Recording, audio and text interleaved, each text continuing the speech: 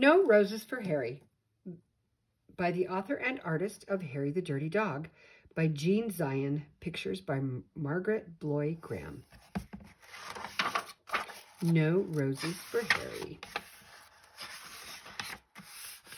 Harry was a white dog with black spots. On his birthday, he got a present from Grandma. It was a woolen sweater with roses on it. Harry didn't like it the moment he saw it. He didn't like roses. When he tried it on, he felt cozy and snug, but he still didn't like the roses. He thought it was the silliest sweater he'd ever seen. The next day, when Harry went downtown with the children, he wore his new sweater.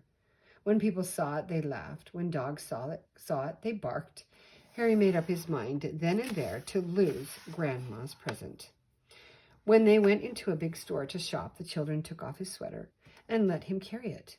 This was just what Harry wanted.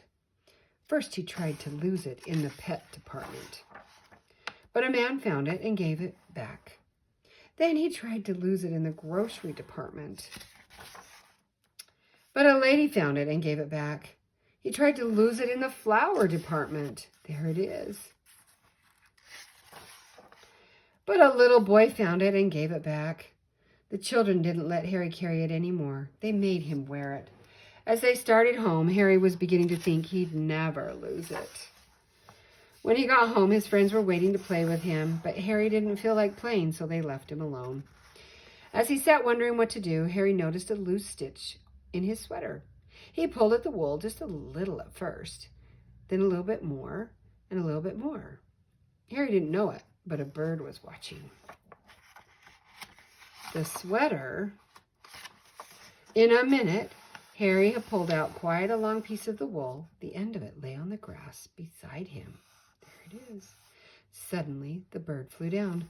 Quick as a flash, she took the end of the wool in her beak and flew away with it. It all happened before Harry could even blink. The sweater began to disappear right before Harry's eyes.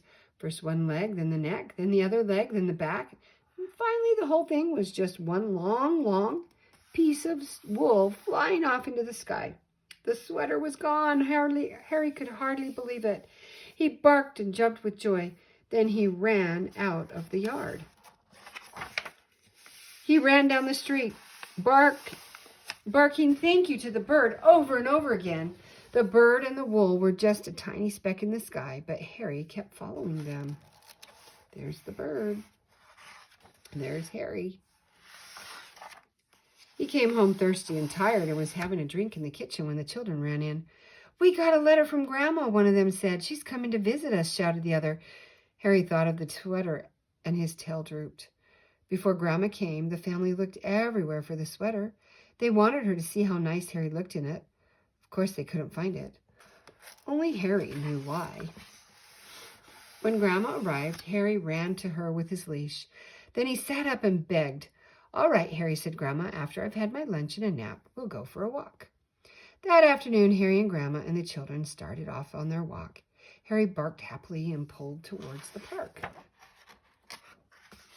When they got to the park, Harry pulled harder. The children let him off the leash and he ran ahead. He seemed to be looking for something. All at once, he stopped under a big tree. He looked up and began to bark and wag his tail. Grandma and the children came running. Oh, look at the nest. What does it look like? They got to the tree and looked up too.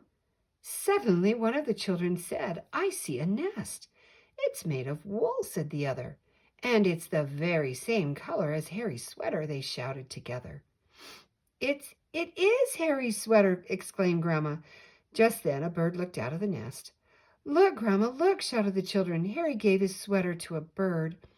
I wonder how he did that, said Grandma. The bird sang, and Harry wagged his tail even harder. At Christmas, Harry got a present from Grandma. It was a new sweater. Harry liked this one very much. When he tried it on, he felt as cozy and snug as the bird in the nest. But best of all, it was white with black spots. The end.